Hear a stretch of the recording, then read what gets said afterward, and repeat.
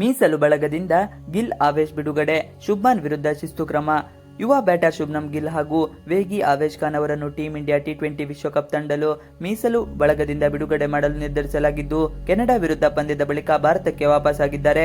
ಟೂರ್ನಿಯಲ್ಲಿ ಯಾವುದೇ ಆಟಗಾರರು ಗಾಯದ ಸಮಸ್ಯೆಗೆ ತುತ್ತಾದರೆ ಬದಲಿ ಆಟಗಾರರಾಗಿ ಸೇರ್ಪಡೆ ಮಾಡಲು ಪ್ರಧಾನ ತಂಡದೊಂದಿಗೆ ರಿಂಕು ಸಿಂಗ್, ಆವೇಶ್ ಖಾನ್, ಶುಭ್ಮನ್ ಗಿಲ್, ಖಲೀಲ್ ಅಹಮದ್ ಅವರನ್ನು ಮೀಸಲು ಆಟಗಾರರಾಗಿ ಬಿಸಿಸಿಐ ಹೆಸರಿತ್ತು.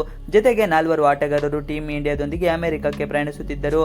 ಭಾರತ ತಂಡ ಸೂಪರ್ 8 ಪಂದ್ಯಗಳನ್ನು ವೆಸ್ಟ್ ಇಂಡೀಸ್ ಜೂನ್ 20, 22, 24ರಂದು ಆಡಲಿದ್ದು, ಪಂದ್ಯಗಳ ನಡುವೆ ಆಟಗಾರರ ಅಭ್ಯಾಸಕ್ಕೆ ಸಮಯದ ಕೊರತೆ ಕಾಣಲಿದೆ. ಆದ್ದರಿಂದ ಆಟಗಾರರ ಕಾರ್ಯನಿರ್ವಹಣೆ ತಪ್ಪಿಸುವ ಉದ್ದೇಶದಿಂದ ಗಿಲ್ ಹಾಗೂ ಆವೇಶ್ ಅವರನ್ನು ಬಿಡುಗಡೆ ಮಾಡಲಾಗಿದೆ. ಒಂದು ವೇಳೆ ತಂಡದಲ್ಲಿ ಗಾಯದ ಸಮಸ್ಯೆ ಕಾಣಿದರೆ ಆರಂಭಿಕನ ಸ್ಥಾನ ತುಂಬಲು ಯಶಸ್ವಿ ಜೈಸ್ವಾಲ್, ಮಧ್ಯಮ ಕ್ರಮಾಂಕದಲ್ಲಿ ಸ್ಯಾಮ್ಸನ್ ತಂಡದಲ್ಲಿರುವುದು. ಇವರಿಬ್ಬರನ್ನು ಬಿಡುಗಡೆ ಮಾಡಲಾಗಿದೆ. ಜೊತೆಗೆ ಇವರಿಬ್ಬರನ್ನು ಲೀಗ್ ಪಂದ್ಯಗಳಿಗೆ ಮಾತ್ರ ಮೀಸಲು ಆಟಗಾರನಾಗಿ ಹೆಸರಿಸಲಾಗುತ್ತು ಎನ್ನಲಾಗಿದೆ.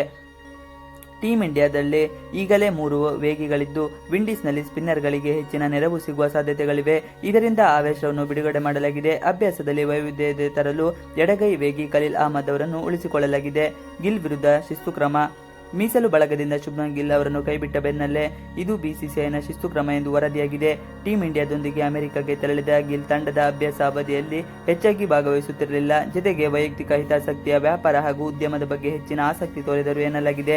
ಇದು ನಾಯಕ ರೋಹಿತ್ ಹಾಗೂ ಗಿಲ್ ನಡುವೆ ಮನಸ್ತಾಪ ಉಂಟು ಮಾಡಿದ್ದು, ಇನ್ಸ್ಟಾಗ್ರಾಂನಲ್ಲಿ ರೋಹಿತ್ರನ್ನು ಗಿಲ್ ಅನ್ಫಾಲೋ ಮಾಡಿದ್ದಾರೆ ಎನ್ನಲಾಗಿದೆ. ಭಾರತ-ಪಾಕ್ ನಡುವಿನ ಪಂದ್ಯದ ವೇಳೆ ಆವೇಶ್, ರಿಂಕು ಹಾಗೂ ಖಲೀಲ್ ಗ್ಯಾಲರಿಯಲ್ಲಿ ಒಟ್ಟಾಗಿ ಕಾಣಿಸಿಕೊಂಡಿದ್ದಾರೆ. ಇವಿಷ್ಟು ಇವತ್ತಿನ ವಿಡಿಯೋ. ಈ ವಿಡಿಯೋ ಇಷ್ಟದಲ್ಲಿ ಪ್ಲೀಸ್ ಲೈಕ್ and ಸಬ್ಸ್ಕ್ರೈಬ್ ಮಾಡಿ. Thanks for watching video. For more videos.